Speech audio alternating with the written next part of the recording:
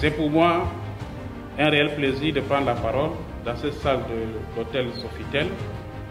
pour vous dire à quoi bas, l'occasion de l'ouverture des travaux de la réunion du bureau exécutif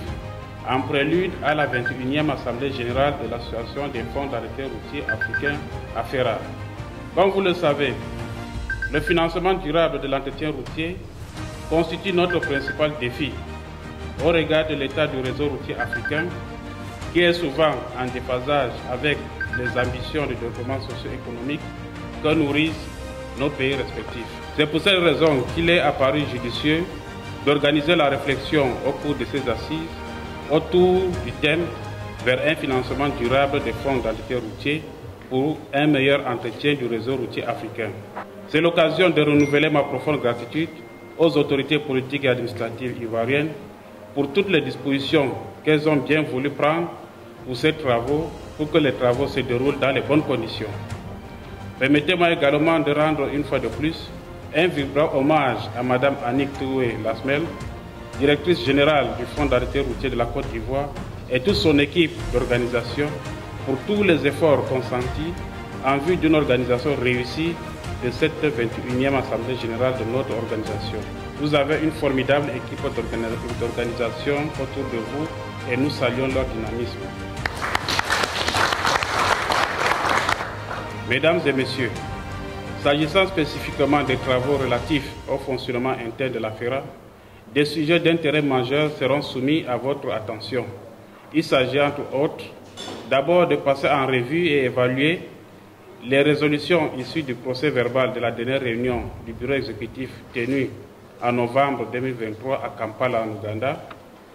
le point sur les préparatifs de la 21e Assemblée générale et éventuellement les contraintes, le rapport d'activité du secrétaire exécutif et du bureau exécutif, la situation du compte bancaire, l'état des cotisations des membres, le rapport du cabinet d'audit sur la certification des comptes, des communications des différents groupes focaux, de l'état de mise en œuvre des résolutions issues de la 20e Assemblée générale tenue à Maputo, en Mozambique, de l'état de mise en œuvre du plan d'action 2023-2027 et le projet de budget pour le code de l'exercice 2024. De cette tenue de cette réunion du bureau exécutif qui se prépare la 21e Assemblée générale de votre association. Les plus hautes autorités de notre pays apportaient l'événement dès l'annonce officielle de la désignation de la Côte d'Ivoire pour abriter la 21e Assemblée générale. Ainsi, la cérémonie d'ouverture a été placée sur le haut patronat de son Excellence Monsieur le Vice-président de la République de Côte d'Ivoire et sous le parrainage du Premier ministre de la Côte d'Ivoire, chef du gouvernement, ainsi que, évidemment, notre ministre de tutelle, le ministre de l'Entretien de l'équipement routier. Monsieur le Président, Mesdames, Messieurs,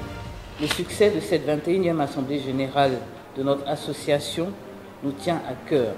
tant au plan organisationnel que sur la qualité des interventions et des documents qui seront présentés. C'est pourquoi nous avons bon espoir que les échanges de cette réunion du bureau exécutif soient fructueux.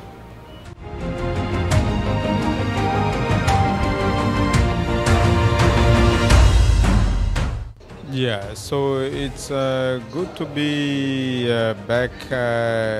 on our 22nd Annual General Assembly for AFERA. It's taking place next week over the next over a 3-day period. It's good to see that the road funds in Africa are again meeting to discuss the continental issues affecting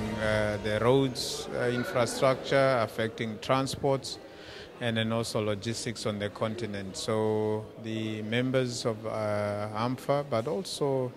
the various support institutions and key actors such as the African Development Bank,